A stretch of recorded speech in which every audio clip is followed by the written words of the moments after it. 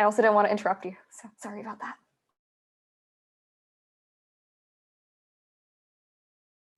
Okay, should we move on to Charlie or Joshua?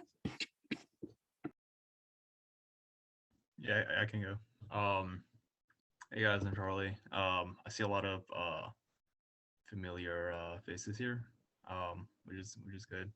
I graduated, I guess, almost 2 years ago, which, I mean, it feels like, I was just here, but mainly because 2020, like didn't feel like anything happened. But yeah, it's been almost 2 years. Currently I'm working in Google Ads, just I guess doing like your run-of-the-mill software here. And yeah, so those are some of my hobbies recently, I guess. So yeah, over the quarantine, I kind of took up more running for like fitness and just to get out. And yeah, I also see that JC likes to learn languages, so I actually also picked that up. But I don't know if like I'm like super enthusiastic about it, like you might be. But yeah, that's one of the things I picked up over quarantine as well, was just like Duolingo. I downloaded that, learning Spanish, French.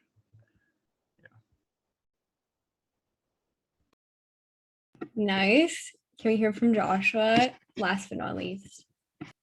Yeah, my name is Joshua Caleb, but I always go by JC, so feel free to call me JC. I graduated a couple years ago. It was early, so all my friends were like still living in Berkeley after I graduated. So I actually spent most of my time after graduating until the pandemic hit and everybody went back home. I was actually still living in Berkeley and still like doing stuff on campus. So like living half student, half adult life, commuting to like across the bay every day to work, but still like in my evenings doing stuff on campus. So that was kind of fun. I graduated like fall 2018, and I joined Google or YouTube in the January of 2019, and I've been on the same team since then until now. I'm working at the YouTube casting team. So if you've ever heard of the feature where you can like watch a YouTube video on your phone and then cast it over to your TV or a different device, that's my team. I love it, and YouTube is awesome. I'm really excited to talk about and answer all of your questions about the YouTube culture, which is kind of distinct from Google culture. But yeah, some interesting things. So Charlie mentioned he's into Duolingo. I totally got into Duolingo again last year with my extra pandemic time. But I've also I felt like Duolingo was really good for learning the basics of a language. So I moved on to like Lingo Deer, which is like more advanced stuff like grammar and extra stuff. I was learning Spanish initially and a little bit of French, but then I transitioned over to Japanese recently. And yeah, I was a 61 BTA throughout my college career after freshman year. I think I see some of my old students on this meeting, so it's really good to see y'all. I love 61B because it was a great way to like, yeah, hi Ben. It was like a great way for me to like impart my wisdom to people who like were deciding if they wanted to go through the CS route, because I feel like with CS and not being able to be sure if you actually could get into the major until like you finish 61A, B, and CS 70. So like there were a lot of people who like were still in that position of like, I'm not sure if I want to go through this route. And so that's kind of why I stuck to 61B throughout, and instead of like doing the upper div courses that I really liked, like becoming a TA for those courses, I just felt like I wanted to stick with the people who like were kind of still in that decision phase, and like maybe inspire them to go through that route despite like it being super hard. So that's kind of why I really love 61B. I'm so passionate about the class. I wrote a part of the Enigma project for Hillfinger. So if you open up the project page for Enigma and then you scroll down to like the unit test and integration testing section, I wrote that, and it links to one of my YouTube video CS61B musicals that I made one semester. So feel free to like check that out. It's like one of my pride and joys of being a TA at Berkeley. But yeah, that's about me. I have that linked in one of the hidden slides of Kuhu. Could you send a link to the slides in chat so people can check that out if they want? Yeah, sure. Do you want me to send a link to the slide or the link to the YouTube video? The link to the slides. Okay. I got it. I had them open, so. Okay, perfect. Thank you. And then next is just some general questions. So first I want to ask, what were your guys' least favorite and most favorite classes?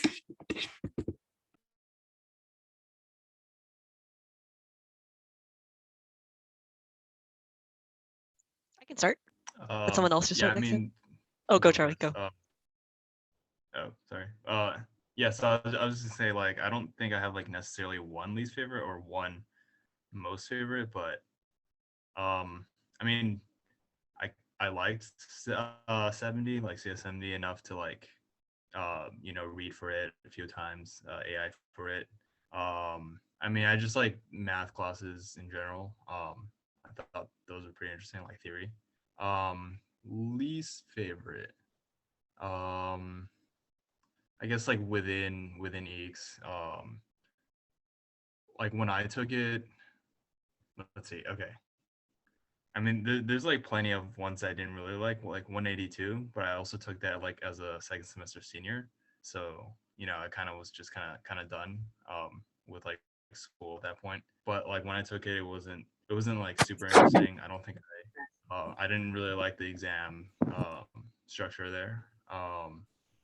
And yeah, I mean, yeah, I think that there's also like I think what was that? Was it like quantum computing or something? I mean, I like the subject. I just also like, I think plus I could have like, it didn't really teach that much because it was like also with chemistry that, yeah, 191. Yeah, it was cross-listed with chemistry. Wait, Charlie, like what do you from, mean? 191 is fine. Ani, do you have anything to say? In the future, Kevin, No, it doing wasn't intro like- presenters, but 191 is interesting to say the least.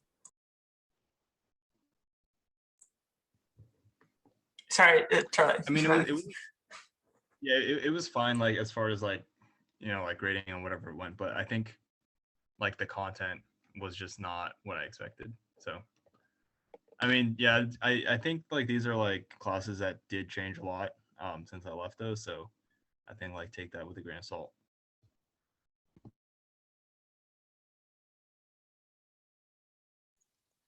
I can go next. My likes are 184, graphics, super fun class, super good teacher. Assuming Ben is still teaching. 181, but I'm not sure if that's the right number. In fact, I'm pretty sure that's not the right number, actually. Whichever one the AI classes, that was pretty fun. Also a good teacher. And thank you, 188. That sounds a lot more correct. And then 61B because it was actually a fun intro class that gave me all of the knowledge that you ever need for working in the real world, which is kind of sad, but it's really useful, which is great. My dislikes are 61A because I thought the class was designed to trick you on the tests, which I really did not like. Whereas 61B was actually semi-challenging concepts, but not tricky tests, IMO. So a much better class in comparison, IMO. And then I also did not like the security class, which is probably my fault because I phoned it in pretty hard during the first month and then was deeply confused when they asked me to hack into a VM.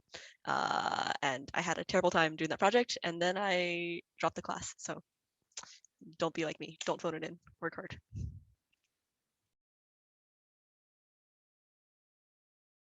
I think it's so funny, like, because I was also trying to think of the numbers of the courses that that I like and I dislike, and I was like, like, am I getting the numbers wrong?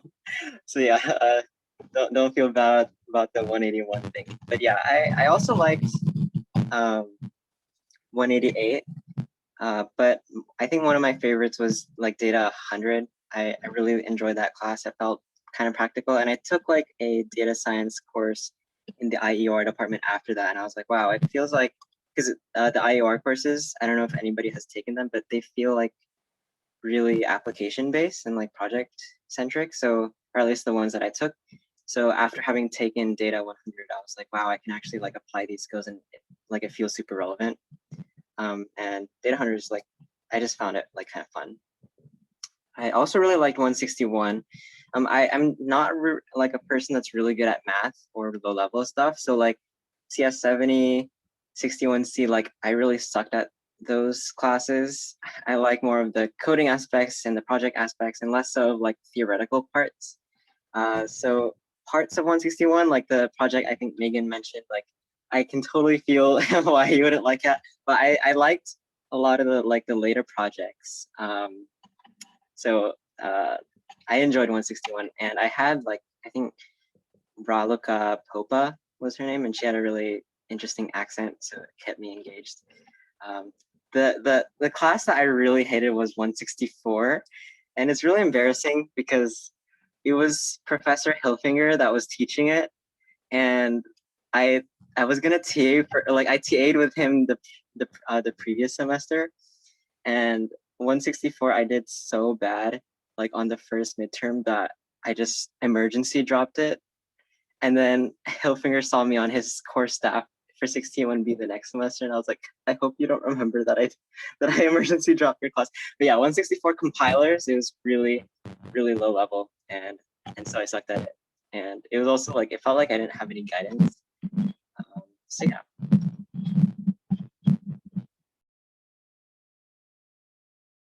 Okay, my next question for you guys is, what is the most valuable thing you learned, or the best general advice that you would have for someone in CS at Berkeley?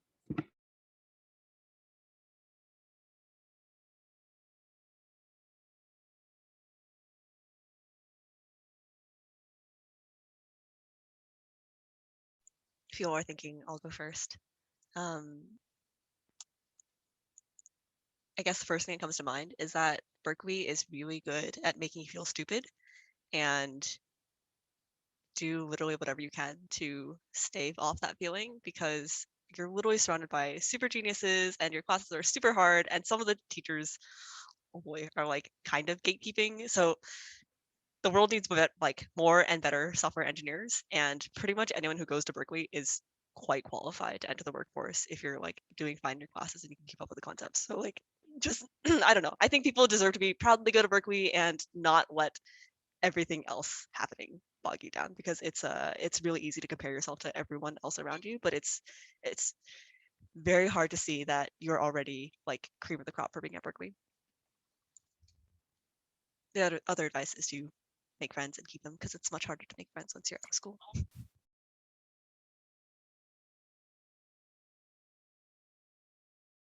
Yeah, I kind of like agree with both of those points. But yeah, like yeah, like I think there's like CS is like really hard at Berkeley, and but like a lot of it isn't like directly applicable to like what you are doing in work. So it's like I don't know, like maybe like don't freak out like about like, oh, you got like a really bad score on like some project or some test, because like chances are like those are just like random like tidbits of information or like computational skills that you don't really need to use yourself. Like, and also like I guess like this is a tangent to that, like the interviews and stuff, like those kind of problems like literally never like occur in real work. Like I've never had to, you know, big O analyze like whatever, because those things are actually like already like packaged for you. So I think it's just more about like if you are able to like just consistently work and, you know, like have a good time doing it too. Like it's about like consistency and like not burning out more than like just being like a random super genius and like knowing like how to like modify like I don't know some random like 4% algorithm or whatever in your head or something like that. And yeah, so and I think I agree with her second point too. Like I think don't like worry so much about just like every little single detail in your classes. Like you know, like college is an experience. Like it's easier to try new things too. Like I think just like all these random different clubs and activities and connections and everything. I think that is as important as like learning random stuff.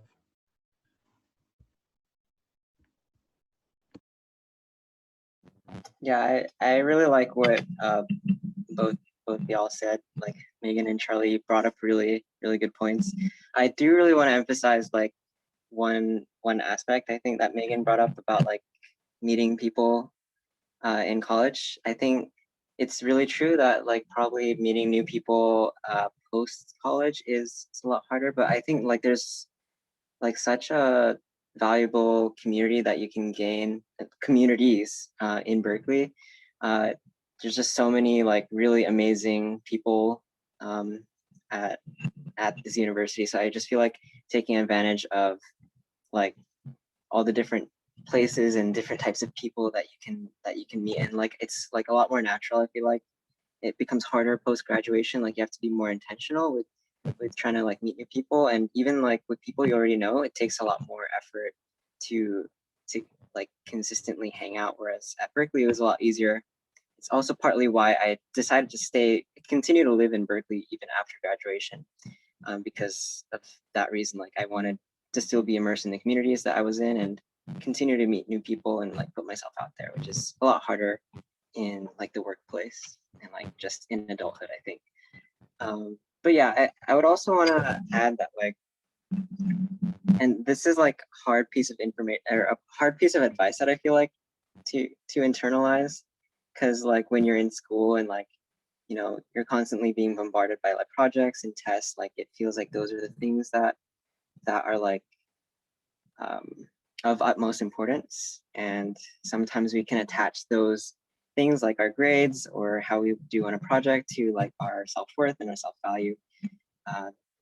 Definitely it's hard to do, but try to think long term. So I remember sometimes like when I was studying for a test, like I remember in like 186 in databases, there were like some concepts that I was like, I know I'll never use this. Like this is just something that they're just gonna ask me on the test, but it's so not useful to what I see myself doing. So I decided to invest my time in the other topics on the databases exam that I felt like were more useful, more relevant for the long term. So I'm not saying don't study for stuff that doesn't feel as useful, but it's just like keep in mind the perspective of like the long term, which is like your ultimate like career goals and where you see yourself in the future. So that includes grades and like how you do on this particular project or this particular homework. If you don't get like what you see that maybe your peers are getting in terms of grades, it doesn't take away from your own worth or your own value. So definitely keep that in mind and try to have like a more long-term and self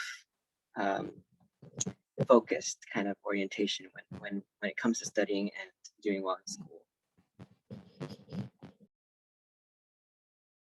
Awesome. I have one more question, but it's actually two questions. Sorry, could I interject real Oh, yeah, fast go with for another it. thought? Okay, JC, I love the way that you put like it basically being really hard to internalize this advice while you're a student and all this like you're getting bombarded by all the stuff. But I guess from another like pragmatic point of view, for me, I can say pretty strongly that it's not just my grades that got me into the job I'm at today, right? It's the fact that I was involved with the CSUA and spent time doing extracurriculars out of class that made me like a well-rounded software engineer. And it's like, it's really hard to stay in school because it's easy to look at like the grading curve and feel like if you're at the top of the curve, then you're just a better software engineer. And that's like strictly not true. I know of like, I can think of so many people that I have been in my class with that are like top of the class that I would never want to work with because they're just not good people to be around. They're not considerate. They're not good at communicating. So really, if you spend time becoming a more well-rounded individual, it will hugely pay off when you go into the workforce. Quite honestly, like anyone who's doing like average or like below average at Berkeley is still probably going to pass the bar at most places for like your technical quality. So like you should get what value you can out of your classes and try to enjoy them and try to absorb the information. But really, there's so much value outside of that as well. It's not all about the grades. Some of what you said segues perfectly into my last question / 2 questions, which is what advice do you have for landing the interview, and what advice do you have for starting projects?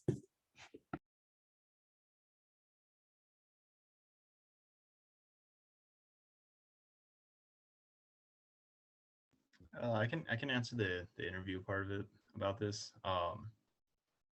Yeah, so I guess like what I just said earlier was that like you're not really going to use the skills from the interview in like actual work as in terms of like the algorithms needed. But you might actually like need the coding fluency. So I mean that's just one, part of it. But I assume that like if you're already, doing projects and like getting them in and understanding the concepts and everything, I think that shouldn't really be too much of a problem because you already have like such a, I guess, high level of expectation already from school. But yeah, just like practice like just fluency, because I think that's like the most useful part of it, like beyond just understanding algorithms. And I think 61B honestly is like most of what you need. Like 170 is nice, but a lot of the stuff in 61B is pretty much what they're gonna ask you in interviews, like your common data structures like trees, graphs, and I guess linked lists, which are just types of graphs, and like breadth first, depth first, and there's one more. I guess dynamic programming. I don't know if they kind of like teach you that in even 61A. They call it like memoization, I think. But yeah, just I think that concept is pretty useful. So it's really only just like a handful of like core concepts like the search and the sorts and the just knowing what data structure to use and just like practice fluency. I think that's more important than like reading CTCI. I mean, no, CLRS. I think CTCI might be important, but not CLRS.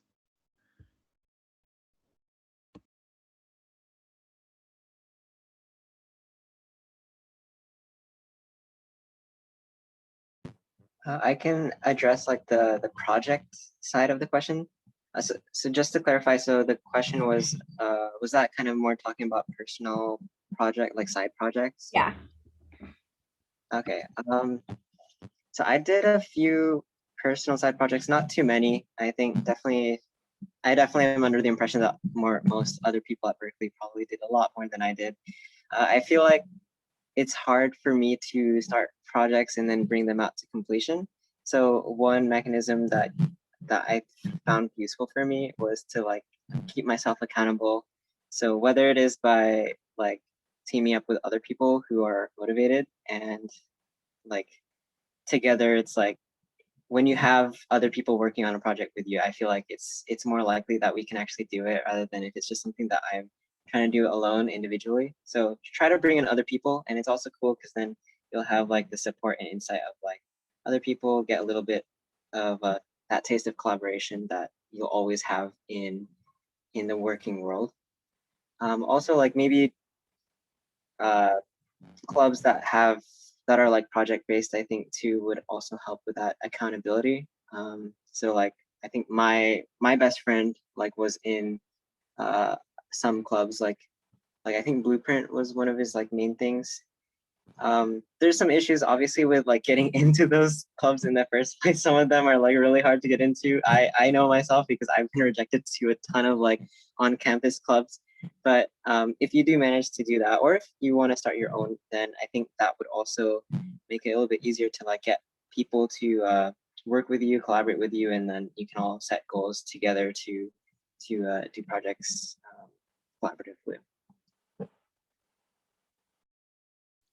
Cool. I just wanted to plus on what you said, Charlie, about 61B being pretty much everything you need to know for coding interviews, plus maybe a dabbling of like CS 170, but that's really if you're like trying to go for Google or something who wants to throw the hardest questions at you. And on like the project side, I totally agree with you, JC, that like having people around you kind of makes like a forcing function for the group to progress. Not only to like kind of more effective because you can divide and conquer, but also because you have other people that you're like socially contracted to to do the work. The other piece for me that was really helpful is that like I tend to be undermotivated if something stretches over a long period of time because there's always something else pressing going on, especially in school. You have like midterms, you have projects, everything is always happening. So for me, I got pretty much all of my projects, like side projects, done during hackathons.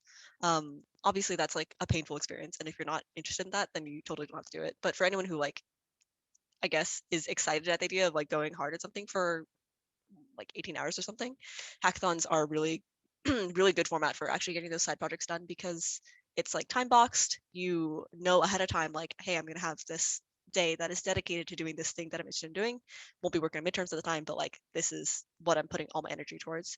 And then at the end of it, you have something to show for it. And if you don't have something to show for it, that's cool. You still have enough learnings for like why that thing didn't work out.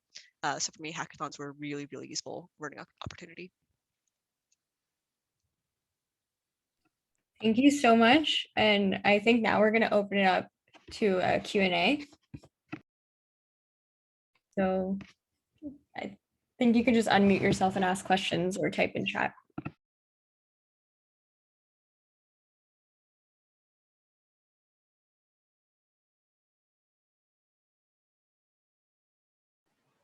If you're also afraid to ask your questions, you can also maybe direct message a panelist.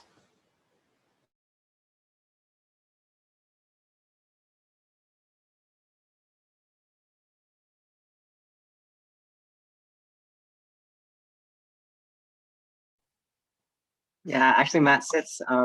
He's yeah. We actually just like met up last week because he was like going for promo. I'll definitely let him know that he said hi.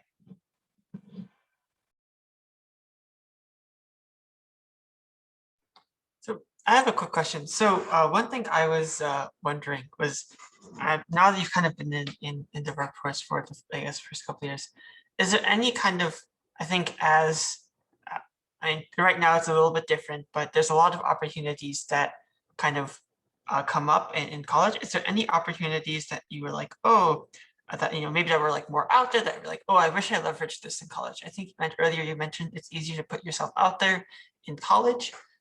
Is there anything in particular that you wish you tried or messed around with in college? I'll jump in here. I regret not traveling abroad. If that's a thing that Berkeley does, I don't know. It's really hard to travel otherwise, and having a vacation in some place for a week is really not the same as living there for 6 months. So if that's a thing you can do, you should totally do it. Besides that, I really regret not joining like I think there's game devs at Berkeley or other clubs like that where you like build a game together on a team over a longer period of time. That sounds super fun. And I feel like I actually lack a lot of the knowledge about like how to build a game soup to nuts in a larger team like that. Sorry, larger than myself, but smaller than my current team. So like there's a lot of pieces about like, you know, Unity and Unreal that I've like just never touched because I've never needed to. And being on that team would have definitely helped with that.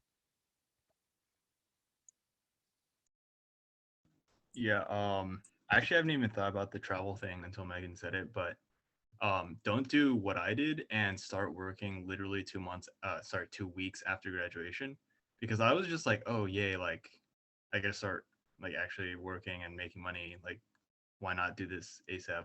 But like the thing is, you get like 10 or maybe 8 vacation days in a year.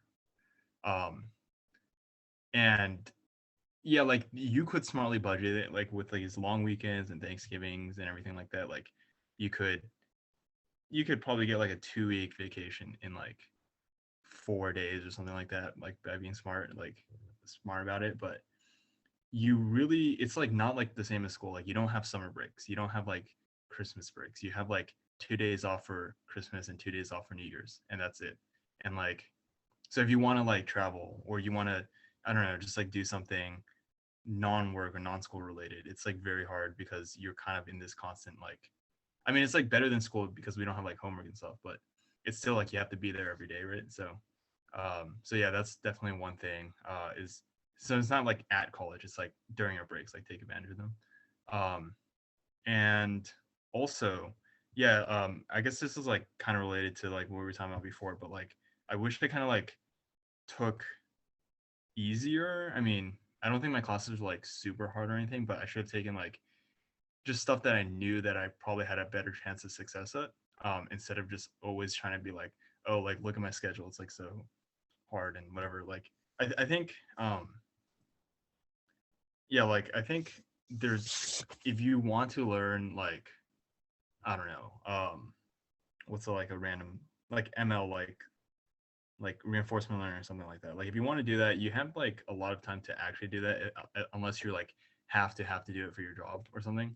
But like if your like well-being and like your general like balancedness is like being affected by taking like very hard classes and like working all the time and just being stressed all the time, I don't think that's worth actually. Because like after you graduate, like no one really cares about like what classes you take or you've taken. And also, yeah, like for the grad school aspect of it too, it's like, actually I can't really comment on that too much, but I feel like GPA, like just taking easier classes and then getting a higher GPA and also maybe less stress might be better than like getting wrecked. I don't know. Yeah, so yeah, and I think there's like like as JC and Megan also said, there's like so many things to do in college. Like I regret not, I don't know, doing more like sports or like orchestra and stuff. Like all these things that take a lot of time. And it's my excuse was always like, oh, I'm always like doing classes. I'm always like busy. So I think it's worth like investing in that balance as well.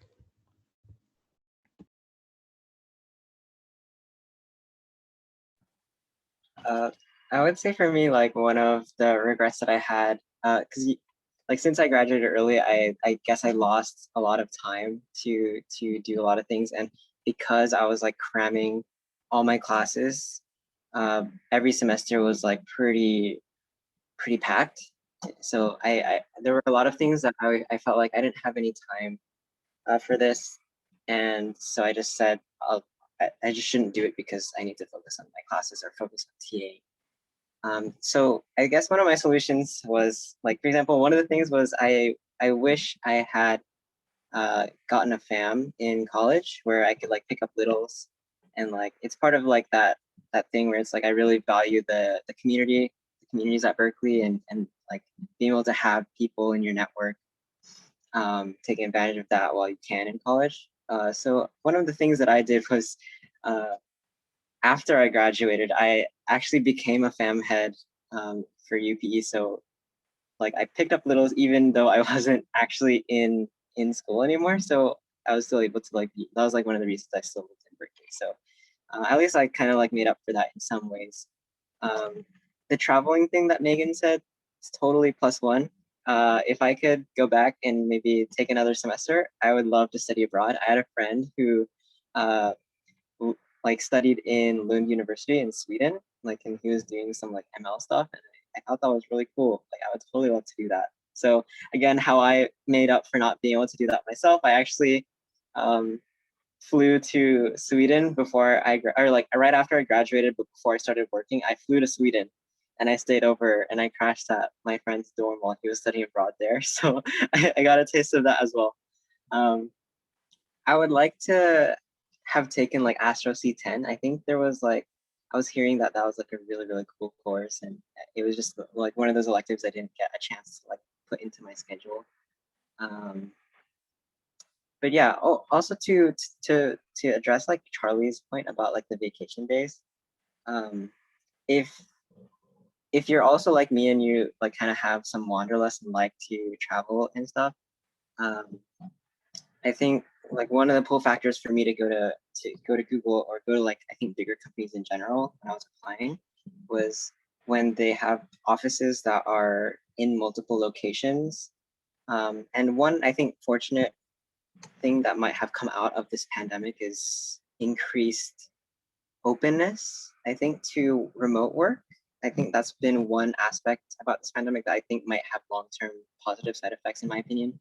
So like right now, I know people at Google that are like able to work in remote offices.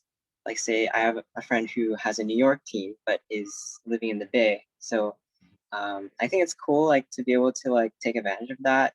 So if you really like that, then maybe consider some companies that have like multiple hubs. Like I have a friend who is based in Chicago right now, but they also have like a Europe hub and an Australia hub. So he says he'll be able to go to those places and kind of just work from there for some weeks sometimes. So I think that's really cool, and I totally want to do that. I'm gonna take advantage of that international office kind of thing one day. Maybe transfer over to a team and work in like Europe, maybe in Switzerland, Zurich, or Tokyo or Singapore or something, like something that I totally want to do. It's on my bucket list. That way, I don't have to just live in the regret of like, I never studied abroad. So instead, I'll just like work abroad.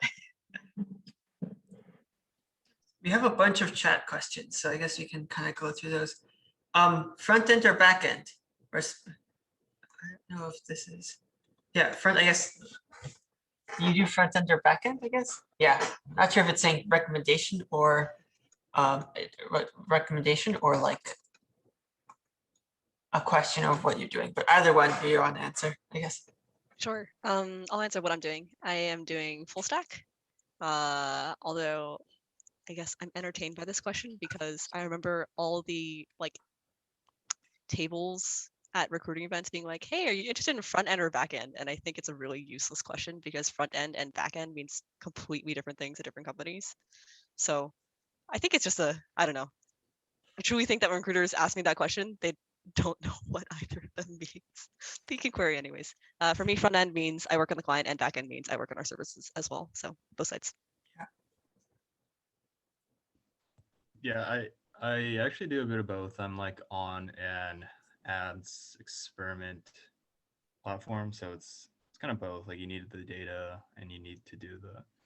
Well, I don't. Yeah, so like I guess front end and back end mean different things. Like I haven't really dealt with server stuff or anything like that, so that's not the back end I'm talking about. It's just more like the logic. And front end is just like kind of displaying the stuff. There's actually okay, so I actually didn't know anything about like front end like before doing this, and it's actually like I don't know if there's like a preconceived notion about which one's harder or not, but like for me, definitely front end just because I had no idea about like anything about it. Like there's a huge learning curve. And there's a difference actually between UX and front end. Like they're completely different. Like front end is still mainly just coding. It's still you need to get the data to display and then display it. And honestly, like a lot of software engineer, like in the same team, it kind of just repeats itself. It's like the same code base. You have to understand like what, functions or files or objects do what, and like kind of how to navigate them. And like whether it's front end or back end in your team, like it doesn't really matter. Like they just want you to do it. And yeah, so and UX is like they actually like work on specs and like a lot of detailed stuff, and they like like I don't know if you guys have ever like had to do or got emails like, oh, we need participants for a study. I think those are like user research studies. So they're like, what do you find more intuitive and stuff like that. And then they use that to make their like design decisions and everything. So it's like, yeah, it's totally different from like front end engineering.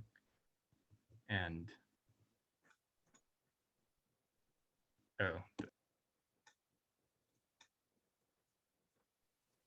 I will say like I feel like I don't know if people agree or disagree, but I felt like Berkeley didn't like it's harder to come out of Berkeley as like somebody who's confident in becoming a front end engineer. Like I don't know if people agree with that. Like I felt like it's harder to find classes that would equip me with the skills to become like a good front end engineer. Like I took the iOS decal, I took the web design decal, but like are there that many classes? Like I feel like I definitely felt more with the basic Berkeley curriculum. I definitely felt more prepared to be a back end. Sweet. Okay, cool. Yeah, exactly. Like I felt like front end was just like more of a side thing rather than the main Berkeley curriculum. But yeah, totally plus one to Megan. I think when we talk about front end versus back end, I feel like front end is very, very broad and back end is also very broad. Like there's many different sets of skill sets depending on what type of front end or what type of back end we're discussing. So for me, during my experience at YouTube, I have dabbled in both. I would say I'm on a server team, so I am more back-end focused, like API focused. But I have done client-side work.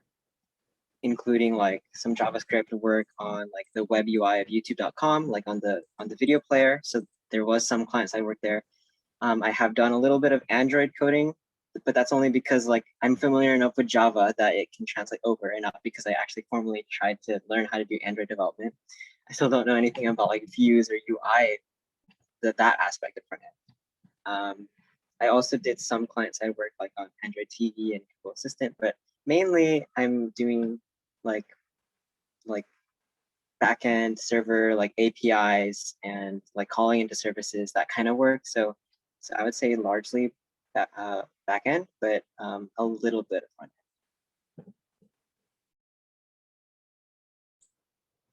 end. Any thoughts on, there's a lot of these now. Okay, so I guess like let's do thing you wish you knew when you were a freshman. Good one. So I guess like one piece of advice to freshman you that you could give.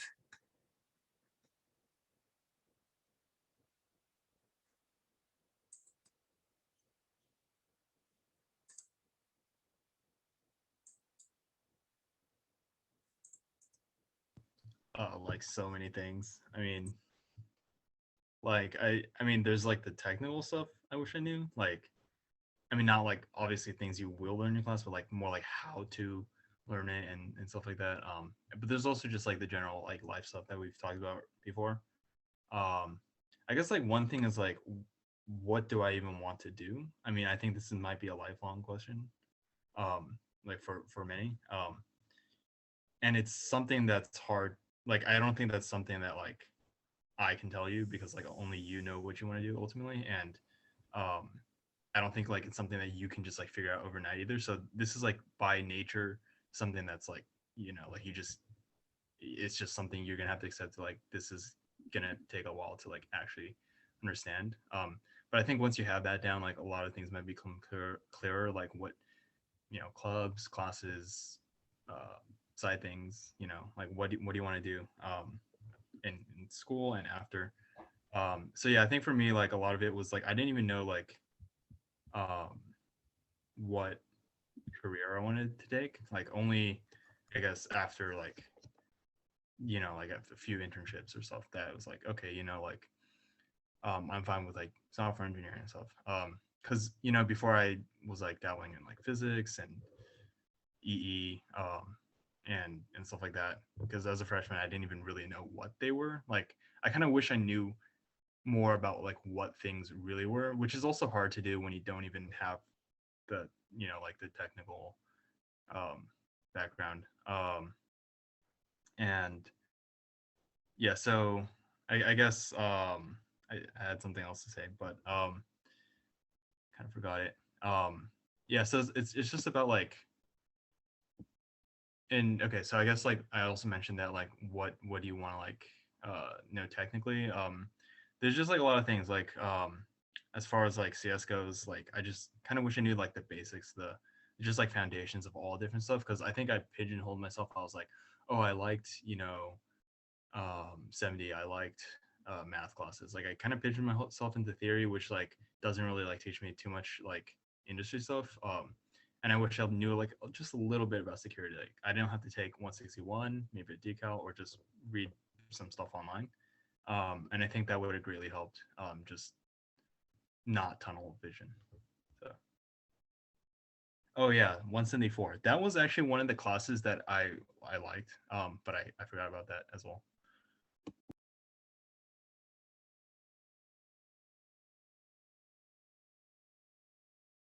I'll answer this, but I'll keep it really brief because there's many questions. I think I've covered most of the things already, which is make more friends.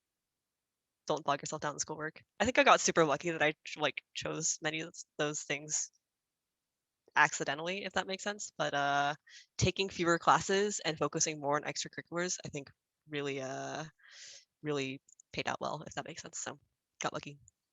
But you can not get lucky and choose to do it, which is good. Yeah, +1 to Megan's point. I think what's longer lasting, in my opinion, it's not my GPA, and it's definitely not with my bad memory and my bad retention, it's definitely not the little details that I would toil over, like when studying for like the exam the next day. It's definitely like the relationships, the friendships that I get from college experiences.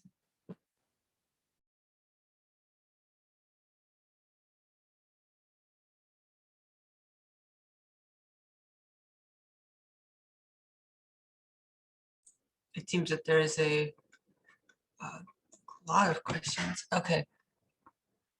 Thoughts on, I guess there's a good number of questions about, okay, so what we can do. Okay, so thoughts on learning like new programming languages, frameworks, and libraries, so like kind of learning new things both in like outside of classes in college and both, and learning stuff after college, and thoughts on EE classes. We can, I guess, lump those two together because they're both about learning new stuff. I'll answer this one fast. But I am doing short answers. If you want like more thorough answers, feel free to DM me or hit me up somewhere else. Happy to answer more fully. I think it is not very helpful to spend a lot of time in school learning new languages and frameworks and libraries. Most of those that you'll actually need for your future job, you'll learn on the job. And because you've gone to Berkeley and have been forced to learn many languages anyways in your classes, it'll be pretty easy to pick up. And by pretty easy, I mean you're going to probably be in pain for like a month or 2 months, and then everything will be fine. And a month or 2 months is really like way shorter than the amount of time it's going to like your team expects you to fully onboard into the team. So it's well expected that you do not know all the tools of the trade when you're going into the job. Even though the job description is going to say like, hey, you should have experience in Golang and C++, like even if you don't have the experience, you're going to be fine. So if you're interested, spend the time. Otherwise, don't stress out about it. I hate EE. That's my answer for the other one. It has never served me well, but if you like it, power to you.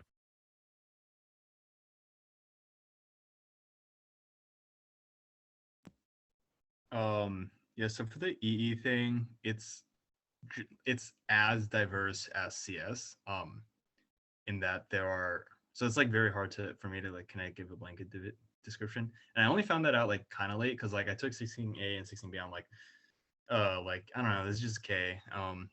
It was different than what I felt like. I thought it would be like a lot of applied physics, and there is, like branches that are.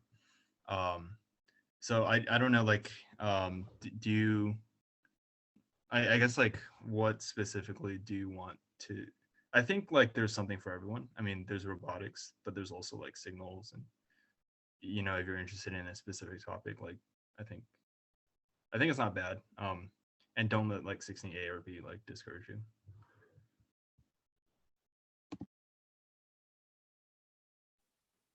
In terms of like tools, frameworks, libraries, languages,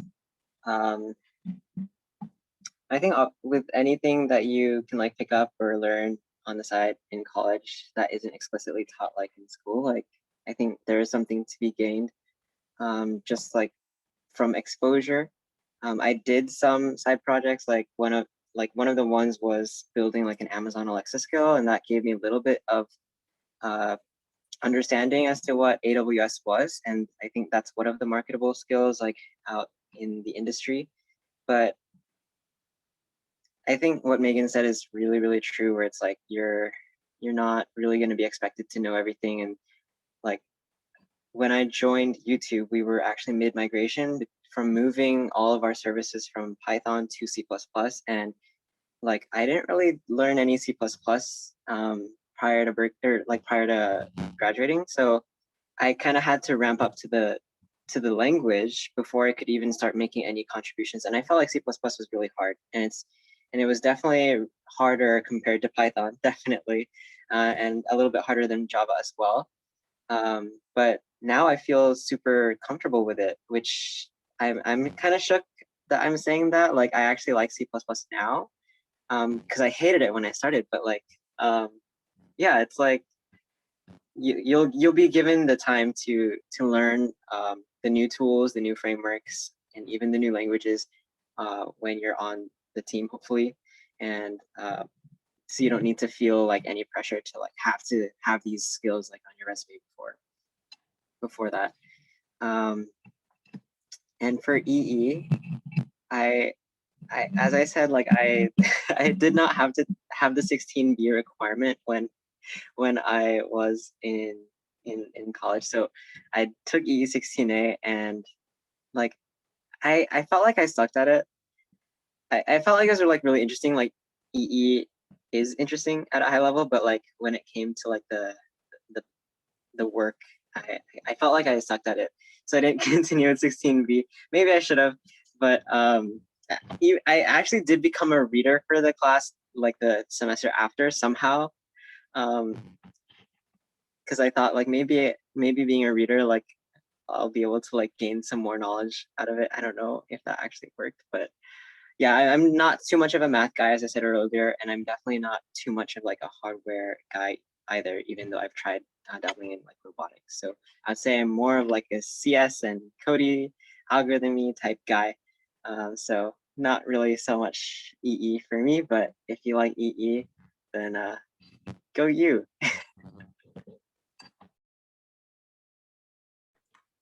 Okay, and then I guess a question I saw two people put: rate your company food pre-COVID,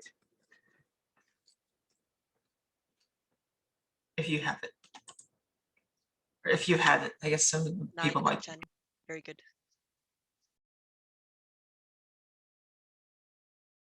It's definitely better than what I'm eating throughout the pandemic.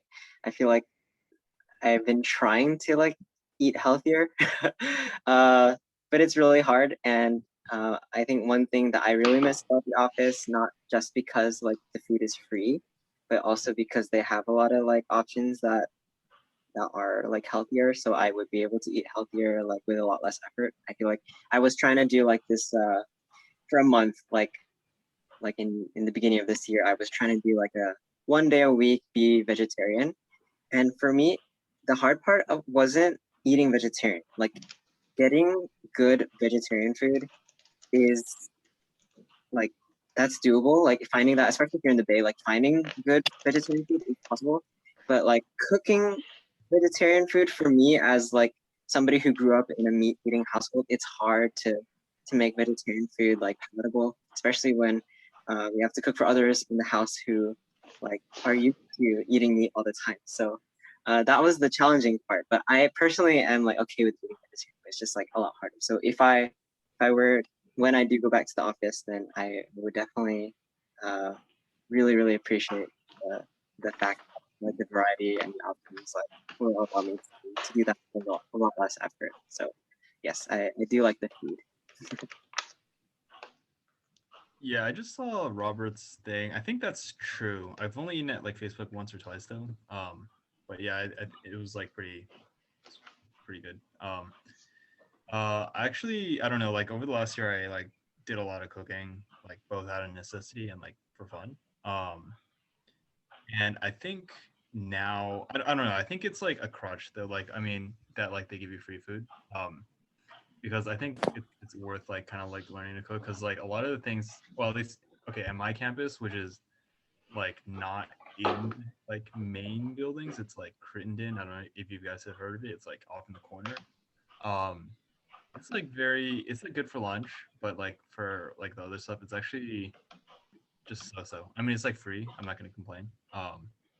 Okay, Kevin, I was never at TC. I was like there for orientation. I was at the place and the shuttle at TC. Yeah. So yeah, so I didn't like I wasn't a huge fan of food, although it is like free and it's convenient. So but I will miss the variety because like every type of food is there, except for dinner, because there's only one place open for dinner. And there were also like some like cool things that they would have like that you could look forward to. Like I think like Wednesday mornings for breakfast, they always had like tater tots, and that was really popular. Like Friday afternoons, there would always be like pizza that they would cook in that like really nice like fire thingy that they had. And then I think also the side things that's not just necessarily food. I also really like I'm not really a coffee drinker, but like the coffee bar was available. But like smoothie bar, I would always get smoothies. Like yeah, Like now I would try making like green smoothies, but back then I was only getting like like the fruit smoothies and like the really sweet, nice ones. But I think if I were to go back, then again, trying to be healthy again, like making green smoothies and not having to wash the blender, which is like really tedious now if I want to make a smoothie every day. That would be really nice.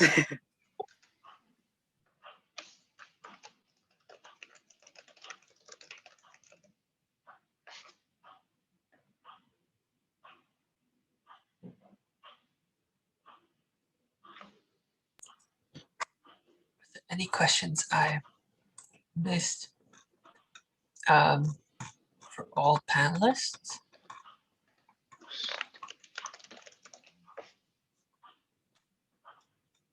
Oh my goodness.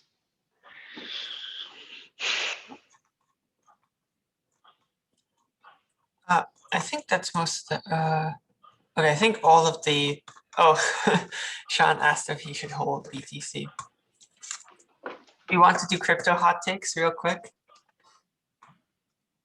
Oh, it looks like there's a question about our, actually, one thing we can do is we can do breakout rooms with more specific questions if people have more specific ones, or just do some random breakout rooms. Any thoughts on post in chat, real life? Yeah, post in chat, I guess. But Addison, is there anything planned for after this, or? Usually in person, we kind of mingle and talk, chat and all that good stuff and eat food. Unfortunately, we don't have food. But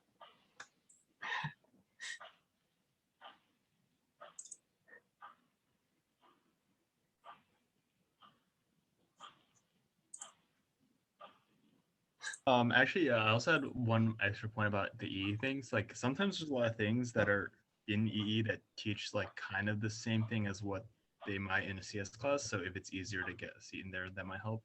Like one example was they had like an RL class in, it's called EE 290, and it was like cross through like civil engineering stuff, and it was like for the application traffic. But I think that was like still a pretty fun class.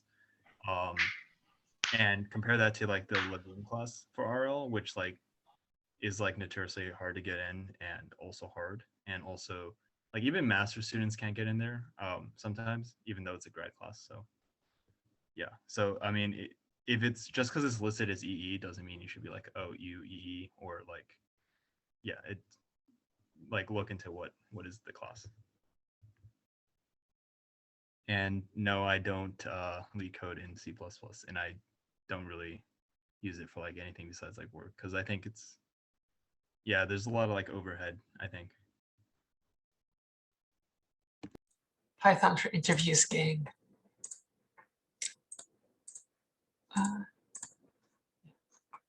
Okay, any other questions that people have for our panelists?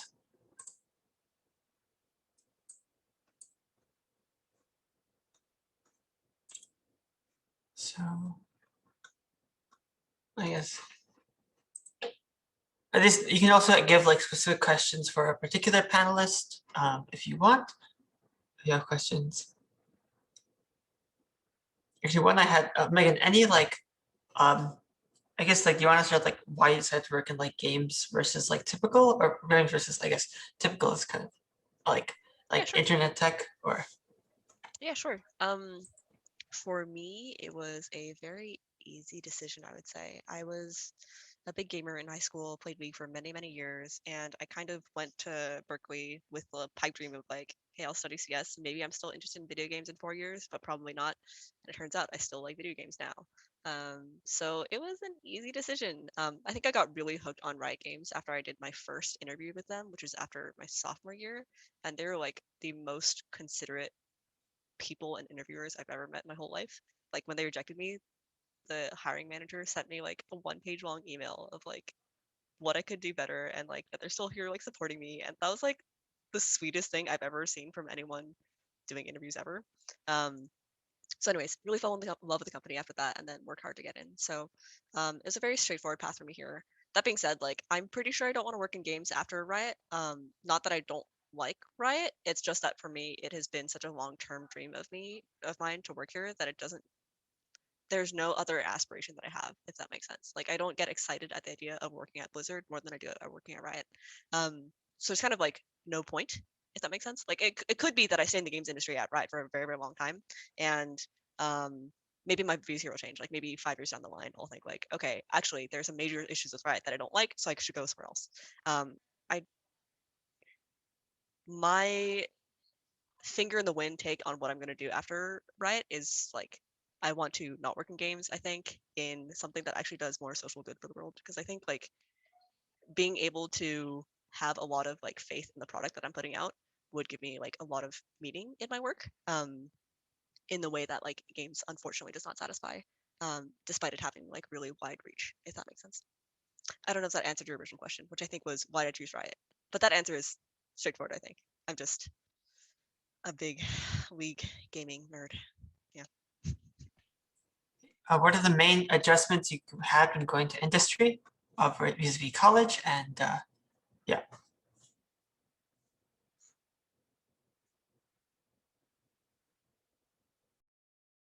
I have so many thoughts here, but I also talk a lot. You guys should go first. Sure. I mean, I thought I talked a lot, but yeah, I think lifestyle. I mean, I'm still, because I'm like trying to like learn stuff on the side. It's like harder, but I think a lot of people like it's weird because like you're working with like a lot of, at least my first team was like a lot of like parents. So you have to, it's just like schedule and lifestyle. Like you have to like not really bother them like after like 5 or something like that, which is like fair.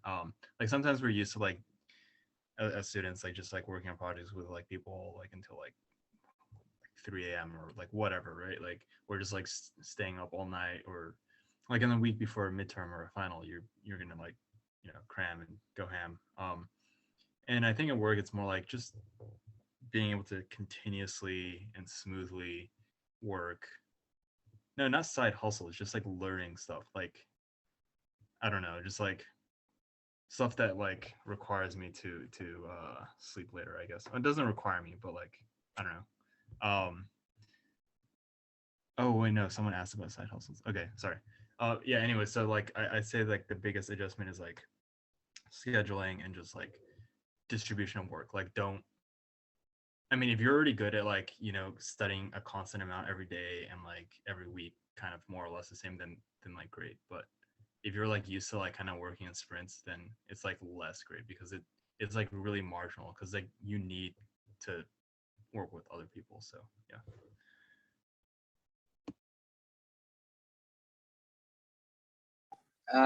I think I have like two aspects to this question. So at like a superficial level, I would say the biggest adjustments are like the time that I need to get stuff done.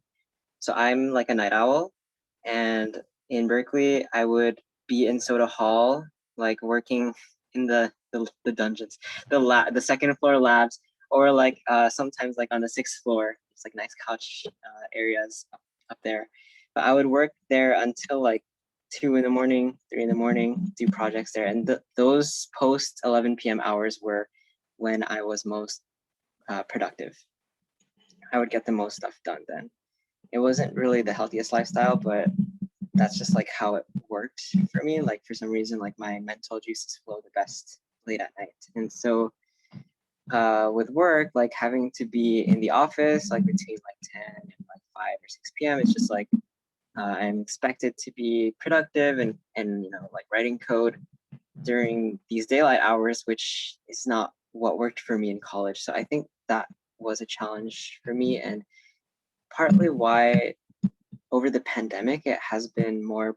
I felt like I've been more productive because I don't have to like necessarily show that I'm coding during the day, like when I'm at my desk at the actual like physical office, and I can just code whenever I want. So like coding like late night if I wanted to. At a deeper level, I would say that like there were a lot of expectations I had about like post-graduation life. in college, and when I didn't see those expectations come to fruition, like there was a lot of like disappointment, a lot of like, I guess, adjustments that I had to make there. So I think one of the biggest ones was before I graduated, and I was like feeling that, you know, getting into what I considered like my dream company, and like the where I would be most fulfilled and most happy, you know, like in terms of like the products that you're working on, it's just like there's high impact, and like it's, you get free food, great benefits, that kind of thing. I was coming into my first job out of college with the expectation that life would be perfect, I would be very happy and super fulfilled, and that there would be no issues. And that was definitely not the case. So as happy as I am on my team and working at Google, it's not like the answer to my life's questions of like what is meaningful, what gives me purpose, what gives me value. So I think that that kind of idea I had in my head, that this is like the answer to all my like insecurities of like this was what makes me, this is what validates me as a software engineer, or like as a person. um, I had to like get rid of that mentality. Fortunately, I don't have that now. So I don't look to my career as like an answer for like my own like sense of fulfillment or value. So yeah. Okay, I'll try to keep this brief, but I have many thoughts in this area. So if you're curious, DM me for more. So it's easier in a few notable ways. The actual amount of time that I spend doing work, I think, is significantly lower than I did in school. For example, in school, the idea of taking a weekend off to just relax was kind of unfathomable. I hope y'all don't live in that same world, but that's the way I felt when I was in school. Like the idea of just like truly doing nothing for a weekend is kind of crazy. Whereas at work, like I work solid 8 hours days every day, and like take a hour in the middle for lunch, and like I have a good time. The actual difficulty of the work that I do, I think, is tactically probably lower. Like everything that I do at work is probably learnable. The difference is that gathering that information is significantly harder than it was in school. But like like there were concepts in school that it was actually really hard to wrap your head around, and I have never encountered anything like that in work, if that makes sense. So basically, less time spent actually doing work, and content is technically easier. But there are a whole new host of things that are significantly harder when you enter the workforce. For example, actually getting time during your day to like work on coding and being okay with having a lower velocity than you would in school, that's super different. Like getting in the mindset that like the stuff that you make actually needs to survive and not be complete garbage that just gets you a good grade. Totally like different mindset. On top of that, I mentioned like having IC time. For me, like my calendar, I can't show you it because that's not okay. But anyways, the actual amount of time that I spend a day to code might be like 4 to 5 hours as opposed to 8, right? So being okay with not moving very fast is something you have to, I guess, learn to do. Also learning to communicate with people outside your discipline. I think this depends on what kind of company you go to, but for Riot, like we work across disciplines very frequently. And so explaining why the work that I'm doing is important for someone who does not know anything about engineering is a very important skill to have, as well as understanding a designer's needs, for example, for the thing that I'm building for them. The other thing is, I think both JC and Charlie talked about this one, the schedule inflexibility, where like, you know, you're expected to be at work for these set hours during the day. You can't just go super hard one day for like 24 hours and then sleep, hibernate for the next day. That is somewhat difficult, I guess.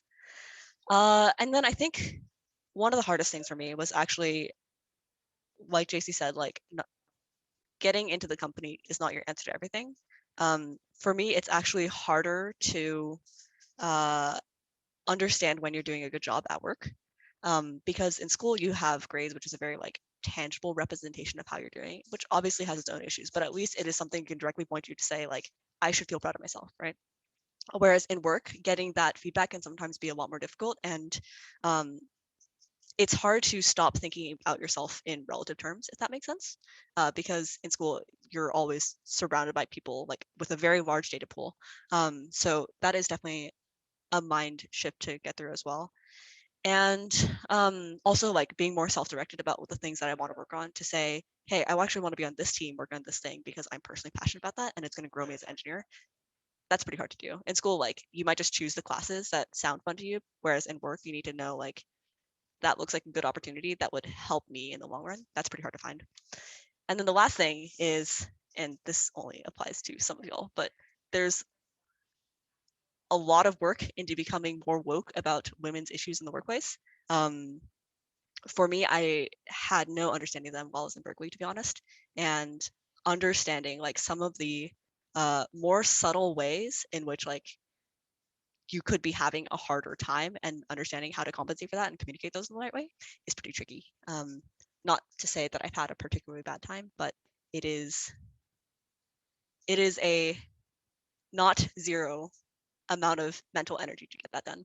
And if you have any more questions, that is something I'd prefer to talk more privately about instead of boring everyone here. Thanks, everyone.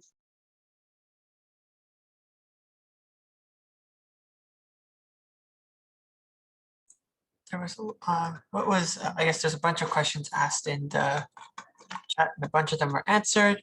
I guess JC, have you given your I guess future plans? It seems like the other Megan gave it earlier, and Charlie, if you want to add more to that, feel free, but I gave like a brief description in chat. So if you want to take your time. Yeah, future plans. I was looking into potential master's programs.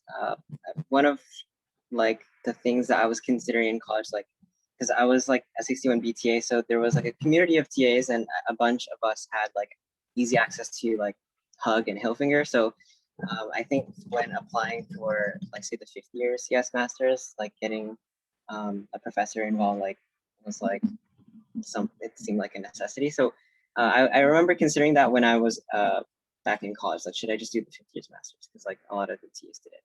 And instead I decided I'll continue with my goal to like graduate early and start like saving money, giving back to family, like by like earning from a job. So fortunately, now I can think about it. And there's like some educational reimbursement stuff that's like part of like a company benefit. And I think some companies have this where like your master's or your PhD program can be partially reimbursed, and you can do it while you're working.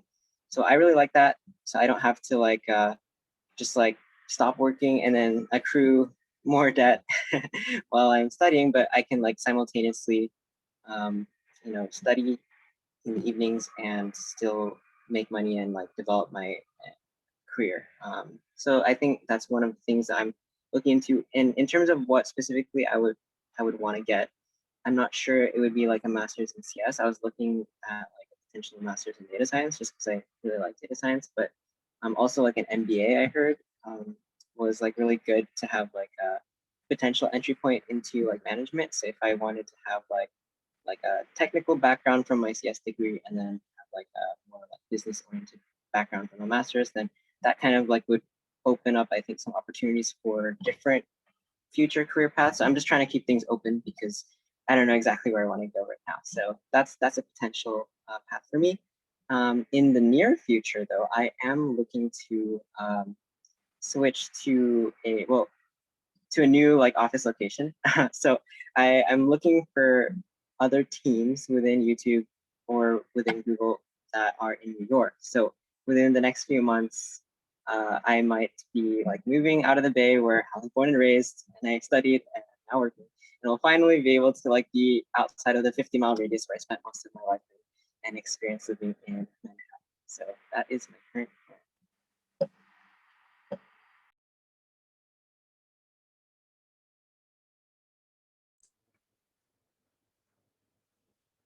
Yeah. Well, there's also some interesting discussion of YouTube algorithm. But I think it seems like most of the questions have been answered. So if anyone has any last questions, or we can kind of just chat about things and kind of chill, and you can stuff like that, whatever people feel. If you have a question, feel free to speak up and jump in. Looks like chat's going fast, relatively fast.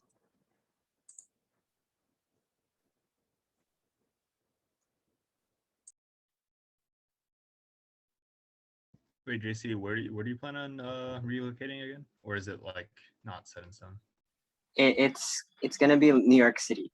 Oh, wow, okay. So the reason why it's because like I was looking into like different places I could like different offices, and I think New York is one of the big hubs where there's like a YouTube hub, and also like a lot of like young new grad people, like a lot of my new grad friends also went to New York. So yeah, I kind of want to still have opportunities for community to also be in a new place. So that's kind of why.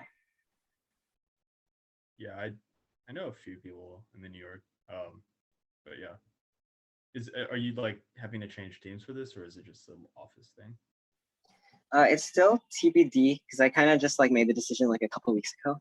I'm gonna see like depending on how open Google is to like remote work, because I know now it seems like it's gonna be so like the plan is like hybrid where 3 days of the week you're expected to go into the office, and then 2 days of the week you can work from wherever you want. But I think team by team, manager by manager, it might determine whether you can be 100% like virtual or like remote, like in a different office than where your team is like actually based. So if that is an option for my team, like I really love my team, so I might do that, like and work in my current team, but like in a different office. But I also feel like I've been on my team for a while now, and after like 2 or 3 years, it's like good to get new experience, right? I don't know if you have thoughts on that. Yeah, I think that's generally the life cycle of being on teams, unless like you're really liking this team and want to like be a manager or like whatever, or tech lead or something like that one day. But yeah.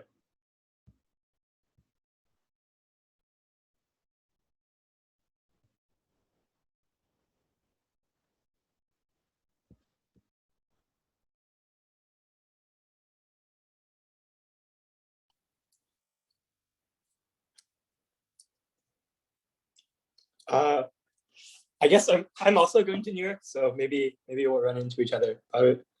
Is anyone else going to New York, just out of curiosity? No. Okay. No. Hey, Alex, are you? Where is Alex here? Or is he I think chatting? Alex dropped. I remember he was considering going to New York. Oh no, maybe that's for an internship. I thought that was regular. FBNY. Yeah.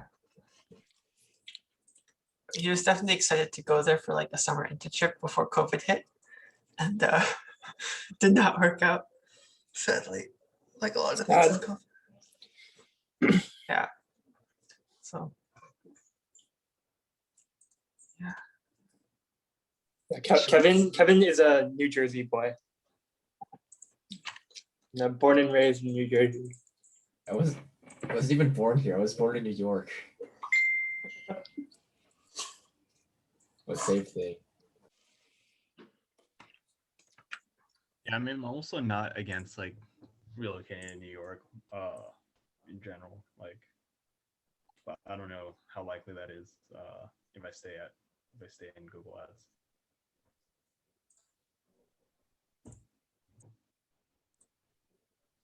The important questions. I guess like the Bay Area is like still probably where the most jobs are, right? Yeah. Do you know in Google like what the size of the New York office is relative to the main office? Like, I mean, I can probably search it up right now, but it's not even close. There's only like one Google. I mean, okay, maybe that's not true. There's like 3, at least 2 big buildings. They're in Chelsea, like one on 8th Street and one on 9th Street, and there's a ton of floors. So I know those are really big, and they're adding more buildings in Hudson Square. And I know that the Chelsea Market building is like the YouTube hub, and the other building has a ton of like teams with a lot of like younger people, like Google Sheets, Google Drive, Google Docs, like those teams that are kind of alluring to a younger population because we actually use them in college. Oh yeah, that's one thing I like, but it's probably like a crutch if I ever work anywhere else, is that like Google has like all this stuff internal. So like Google Docs. Google Chat is the interface, and then like you have everything kind of has that YouTube play bar, like the internal videos, and then like code search. We don't use Git, so I've never really like had to truly understand version control. Yeah, it's really nice, but it's also like it's like a crutch. Yeah, we don't use Git. We have our own internal code base that allows us to see like every like, I guess, production published code.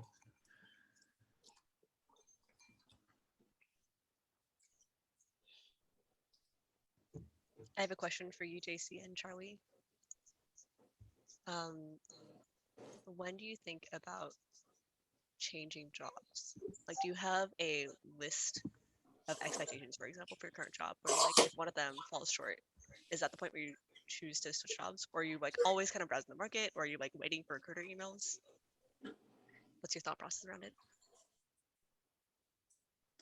Yeah, I mean, I know for a fact that like in 10 years or some, like long-term thing, I don't plan to stay. I'm planning to like switch around.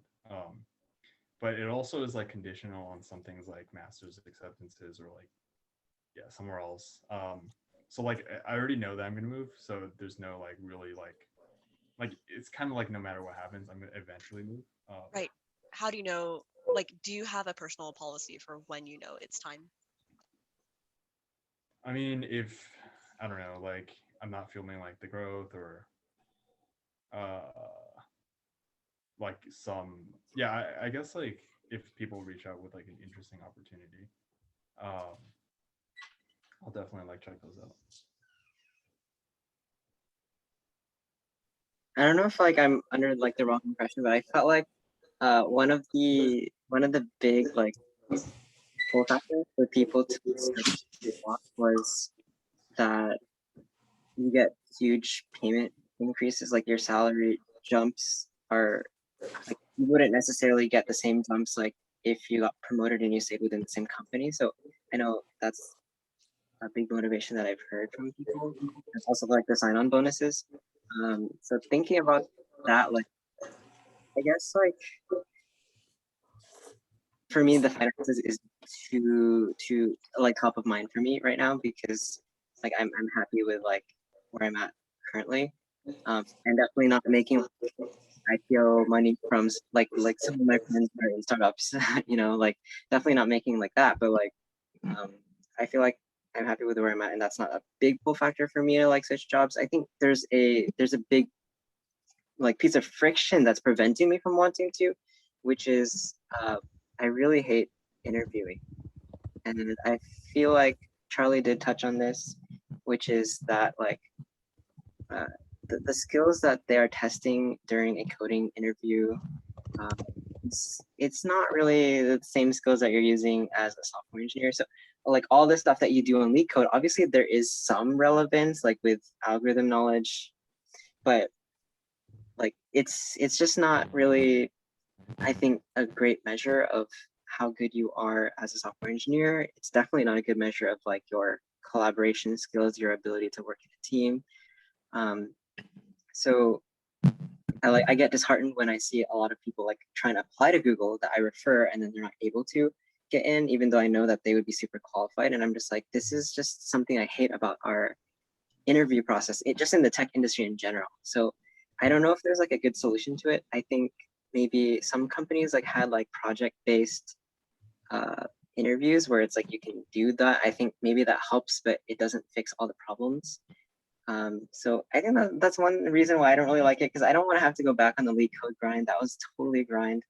And also I think there's a ton of opportunities still within Google right now. And it will be a long time before I feel like I'm not learning anymore, like where I feel like I need to switch because I'm plateauing. But definitely when I reach that point, the plateauing I think would be a bigger pull factor for me to switch over than anything else. So like, ultimate long-term like career growth and like personal skill development. Thank you. Yeah, I was curious. It's definitely not something that's top of mind for me either, but I think it's interesting to hear other people's thoughts about this who have worked for a while, because I think it is a useful train of thought to go down before you actually need to go down it, if that makes sense. Because if you've already plateaued for like half a year, right, you've kind of wasted that half year, right? So as long as you're like kind of looking at it for it ahead of time, it's super useful. Um, I agree on the fear of interviews and that grind. It's really not a great thing in the industry right now. It's really interesting, right? I actually took exactly the approach that you're talking about, which is like the project-based interviews, which I think is a step in the right direction, right? Because it's a little bit more representative and you're not doing live coding in front of someone else, which is just horrible, IMO. But yeah, it's definitely still work to do. Yeah, so those like I've heard about too, and they're like I think more common among like startups or something like things Right. that have less need to adhere to some bureaucratic standard. But like the problems with that is it's also like just harder to get people to actually do them, and like some people don't.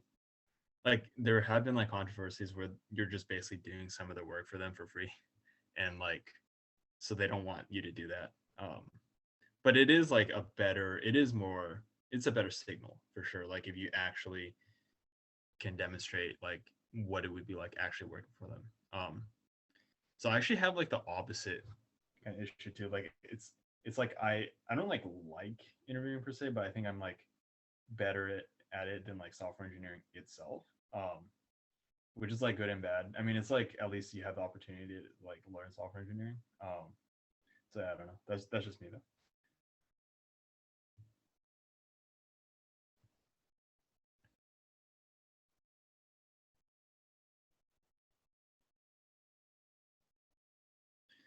I think there are like some maybe like interview questions that can be done in a short amount of time, like 1 hour, but like are not like these leak code type questions that maybe are like enter you into a real world situation. But yeah, it's like it's high variance. That's another issue. It's like it's only 1 hour.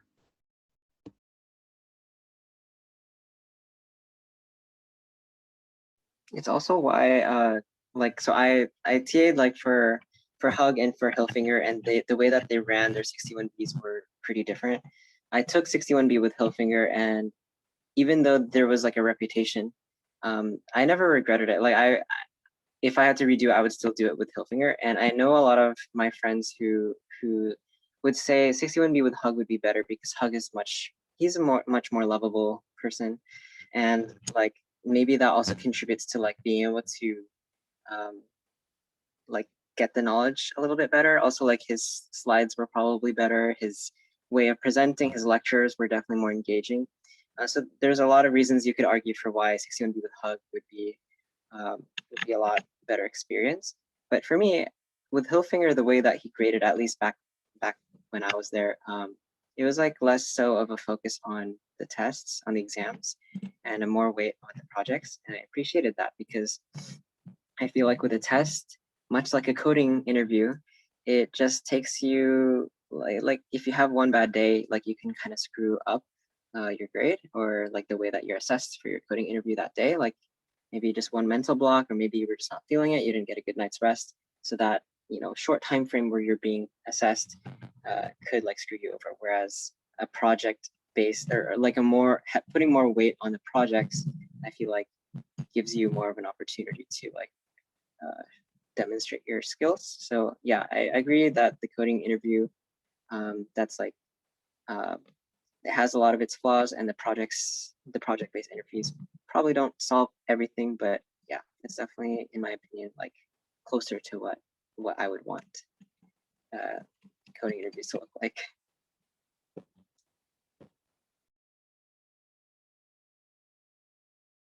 If no one else has questions, I have a spicy question. It's very light spice, I promise. For JC and Charlie, if there's one thing you could change about your job, what would it be? Like the job itself, right? Like not talking about like It could be your job, could be like, job environment, that sort of thing. Like, what about your Right. job is, do you not like? I mean, like it's like fine, but it's like, yeah, it's like compared to ideal, it's like it's not like ideally what I want to be working on like from the core. So it's not just like one or two things. It's just like, you know, I just wish this was like, you know, like a bit more interesting. Do you but mean like the product or the tech? just everything. Oh wow. But like, I mean, that's like industry, right? Like most jobs are like kind of, I feel like most of them are kind of like this. And it's like fine, right? Like you kind of just do what is the job. But like, yeah, I mean, as far as like small things that can change, maybe, I don't know, my team, this is not a Google specific thing. Like my team specifically is very small. Well, it's actually decently sized, it's 15, but like ours, it's just organized so weirdly. I think if the organization changed, that might make things easier. Because, okay, so we have like 4 different projects, but like, so we almost never interact. Like we never work on the same thing. It's like, it's just basically 4 teams in one, basically. And my team is like 3 people. So it's like very small. It's very hard to like coordinate as a result. And yeah, so the biggest thing is just kind of the thing itself. Like I don't think, I mean, this is just a personal thing. Like I don't think I want to like work on like Google Ads for the rest of my life, for example. It's just the subject matter is just, you know, like not ideal, but it's like it's still a good job, if that makes sense.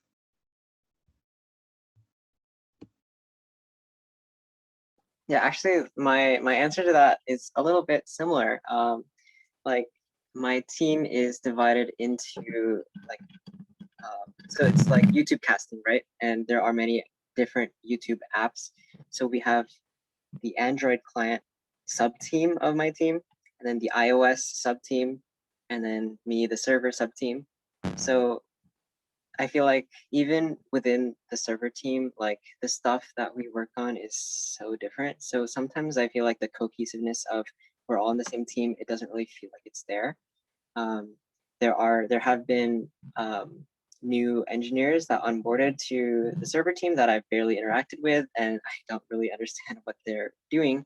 It's kind of related to what you were saying, Megan, of how like this when you talk front end, back end, like back end is too broad of a thing for you to really like there's just so many aspects to it. And so my current server team is broken into like people that are more focused on infrastructure stuff and then people that are more focused on feature side stuff. So me being on the feature team that's more closer with like the YouTube user, like when I see the infrastructure stuff, like a lot of it, I just don't get it. Like I don't really understand it. And I'm just like, what is going on? Like, I don't even know what you're doing. And how are we on the same team, right? Like, so I wish if I could improve things, like have a little bit more of that cohesiveness and feeling like we're all working together. I expected a lot more collaboration with everybody on the team. Whereas I feel like, you know, there's an occasional thing where I might ask the Android engineer and be like, hey, what is this thing in the library? How does that work? But very, very rarely do I actually collaborate with them. It's usually me collaborating cross-functionally across different teams at YouTube or outside of YouTube, which is also cool. But like, I want to get to know the people that like are directly with me a lot better. And so that's one big thing that I would want to change. I think another thing is more for like return to office. I would really love if we could adopt a more flexible, like being able to like work whenever and wherever kind of thing. Like obviously, like I'm really thankful that Google likes to respect that engineers don't really like meetings too much. I see my PMs, the product managers that are all their day is just meetings. And I'm like, oh, I would hate to be that, because like meetings disrupt my flow. And when I'm coding during the day, and it makes me like, when I'm in the zone, I have to stop being in the zone. And then, you know, even if I have like an hour in between a meeting, like I can't get that much done in the 30 minutes or an hour in between the meetings. So like, might as well just like pack all the meetings together if possible, right? But I'm fortunate that Google is like tries to limit the amount of meetings. So like, for example, we have like no meeting Fridays at YouTube. So trying to like limit the meetings for engineers especially. And but yeah, on that note, like if I could change something about like our return to office, I would hope that we can accommodate people that, like me, work better at night and don't necessarily want to come into the office at like even at 10 a.m. Like honestly, sometimes I don't even wake up at 10 a.m. even now, which is really bad. But like, yeah, just like accommodating people's schedules. Like I think the tech industry definitely does better than other industries though, in terms of like accommodating people who aren't early birds. So yeah.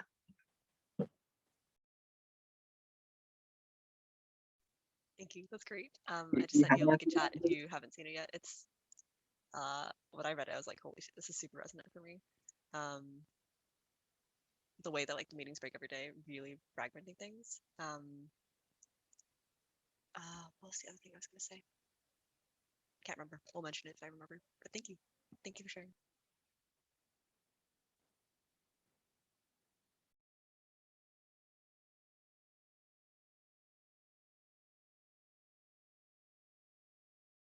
Okay, do we have any last questions? Otherwise, it's almost 5, so we can wrap up soon if you guys would like.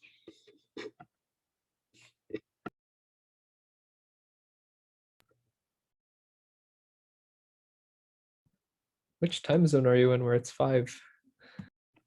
PST. Or sorry, not 5, 7. That's what I meant.